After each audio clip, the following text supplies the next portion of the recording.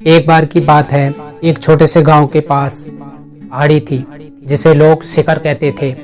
पूरा गांव मानता था कि उस शिखर पर कोई नहीं चढ़ सकता क्योंकि रास्ते में कई मुश्किलें थी, गहरी घाटियां, तेज हवाएं और खतरनाक जंगली जानवर।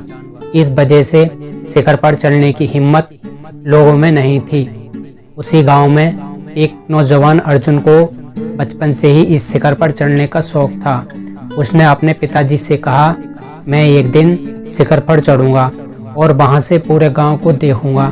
यह बात सुनकर उसके गांव के लोग हंसने लगे और कहा, अर्जुन, ये तो नामुमकिन है।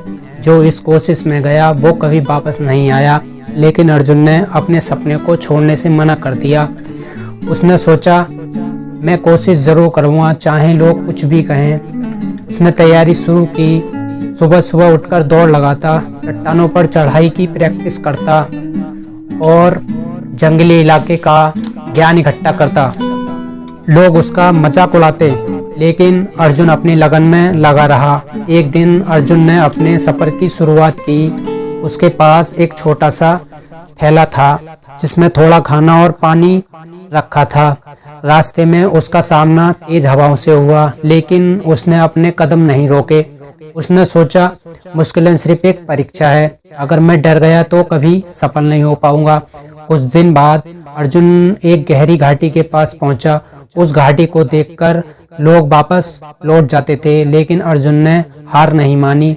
उसने घाटी के ऊपर एक पतला सा रास्ता ढूंढा और बड़े ध्यान से उस पर चला, लेकिन कई बार उसका पैर फिसला।